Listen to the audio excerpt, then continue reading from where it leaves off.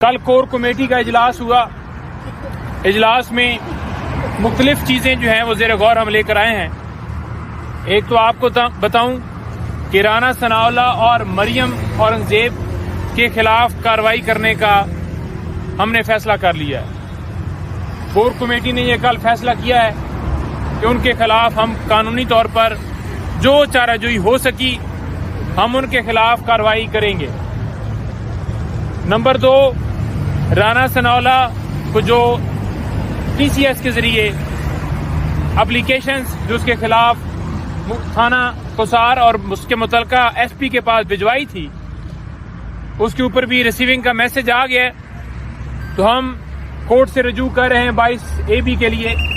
وہاں پر ہم درخواست دیں گے کہ اس کے خلاف مقدمہ جو ہے وہ درج کیا جائے۔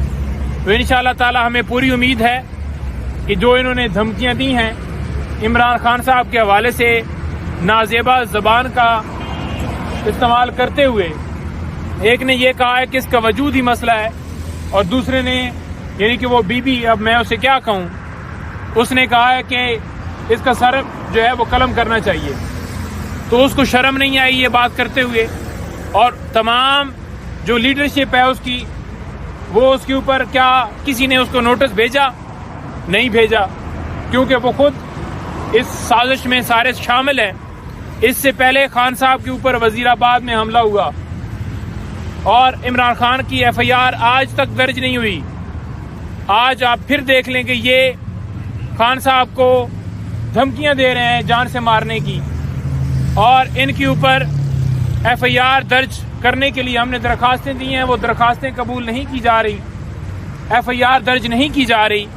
اب ہم کورٹ سے رجوع کر رہے ہیں، اور جہاں جہاں پر ہو سکا وہاں پر انشاءاللہ تعالی ان کے خلاف کارروائی کریں گے۔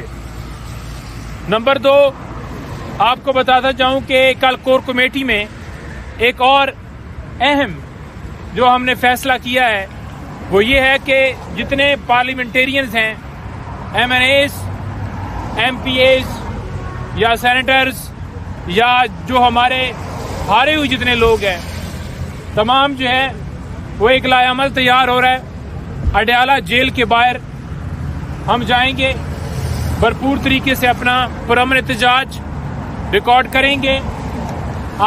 انشاءاللہ اسلام آباد کے اندر جلسے کے حوالے سے بھی کل مشاورت ہوئی ہے، تو جو ہی کورٹ سے اجازت ملے گی تو انشاءاللہ اسلام آباد میں جلسہ ہوگا۔ نمبر 2، کراچی میں جلسہ جو ہے اس کا انعقاد جو ہے حلیمہ رشید صاحب پوری اپنی تنظیم کے ساتھ، سارے MNAs MPAs کے ساتھ مل کر وہ سارے وہاں پر کر رہے ہیں، اور اس کے بعد کوئٹہ کے اندر جلسہ جو ہے وہ وہاں پر انعقاد ہوگا، اور اسی طرح سے ہم پورے پاکستان میں یہ سلسلہ جو ہے وہ لے کر جا رہے ہیں، اور یہ سلسلہ اس وقت رکے گا جب عوام کا مینڈیٹ واپس کیا جائے گا، ہمارے کپتان کو رہا کیا جائے گا، تمام بے گناہ ورکرز، خواتین، بزرگ، ہمارے سینیٹرز، MNAs، سابقہ گورنر، جتنے ہمارے وہاں پر بے گناہ قید ہیں، ملٹری کے ٹرائل کے اندر لوگ ہیں، جو ملٹری کسٹڈی میں جو اس وقت لوگ ہمارے گرفتار ہیں، ان سب کی رہائی اور ملک کی خوشحالی کی طرف گامزن ہونے تک یہ جو احتجاج، یہ ریلیاں، یہ جلوس، یہ جلسے جاری رہیں گے۔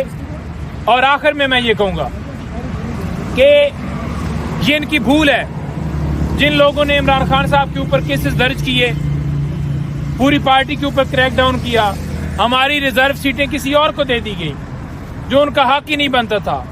یہ ان کی بھول ہے کہ ان سے مینڈیٹ واپس نہیں لیں گے، ان کی بھول ہے کہ ان سے مخصوص نشستیں جو ہیں جو ہماری چھین کر کسی اور کو دے دی گئی ہیں وہ واپس نہیں لیں گے۔ اور نمبر 3، ان کی بھول ہے کہ یہ عمران خان کو، ہمارے ورکرز کو جیل میں رکھیں گے۔ انشاءاللہ تعالی ہر طرح کی ریزسٹنس، مزاحمت اور ہر طرح کا جتنا قانون کے، آئین کے پیرامیٹر کے اندر رہ کے ہو سکا، پاکستان تحریک انصاف ہر طریقے سے وہ کرنے جا رہی ہے۔ کور کمیٹی نے بڑا سٹرانگلی، بڑا سختی سے ان تمام چیزوں کے اوپر نوٹس لیا ہوا ہے اور انشاءاللہ تعالی آپ دیکھیں گے کہ کچھ دنوں میں اور رمضان سے خاص طور پر بعد آپ دیکھیں گے کہ یہ سلسلہ جو ہے یہ بدل گیا ہے. کوئی ہے سوال؟ یہ بتائیں کہ گزشتہ روز کور کمیٹی کا اجلاس تھا اور وہاں پہ کور کمیٹی کے ممبران کے درمیان تلخ کلامی کی کچھ خبریں سامنے آئیں.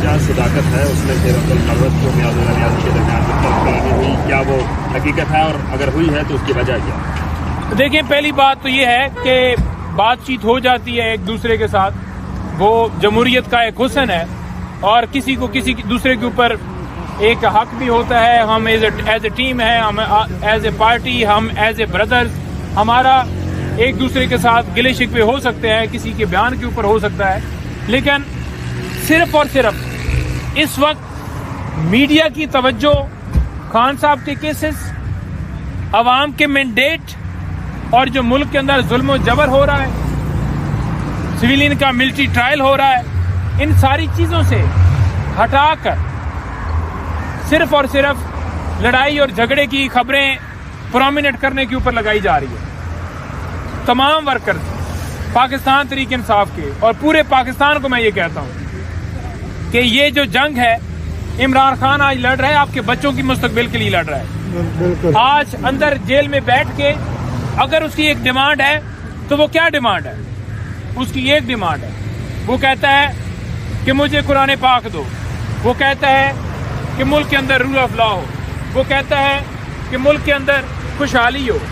اس کا تو کوئی ذاتی انٹرسٹ نہیں ہے، وہ سیاست میں آیا تو صرف عبادت کرنے کے لیے. آپ نے اگر آپ اس ملک کو آزاد کرنا چاہتے ہیں جو قائد اعظم محمد علی جناح نے خواب دیکھا تھا، تو پھر آپ سب کو عمران خان کا ساتھ دیتے ہوئے آگے بڑھنا ہوگا اور گھروں میں بیٹھ کے جتنا آپ نے سب نے سوشل میڈیا کے اوپر ہر جگہ کے اوپر آپ نے آواز اٹھائی، گرفتاریاں دی، آپ کے اوپر FIRs ہوئی، سارا کچھ کیا، لیکن یہ جو وقت ہے یہ نکلنے کا ہے. ہر تحصیل سے 2000 بندہ اور ایک ضلع میں 8 سے 10 تحصیلیں ہوتی ہیں، اگر دیکھیں تو وہ بنتا ہے 20,000 کے قریب ایک ضلع میں اور 36 ضلع پنجاب میں ہیں. اگر پاکستان پورے کا حساب لگایا جائے تو 30 سے 40 لاکھ بندہ اگر ایک ٹائم میں نکل آئے تو پھر میں یہ سمجھتا ہوں کہ پھر دنیا کی کوئی طاقت نہیں ہے جو آپ کو روک سکے. اور انقلاب تب ہی آتا ہے جب آپ قربانیاں دیتے ہیں. تو آپ کو سب سے پہلے خود کو یہ کرنا ہوگا کہ سب سے پہلے گرفتاری دینے کے لیے میں تیار ہوں، سب سے پہلے گولی کھانے کے لیے میں تیار ہوں. جب آپ یہ عہد کر لیں گے تو پھر انشاءاللہ تعالیٰ آپ کا ملک خوشحال ہوگا.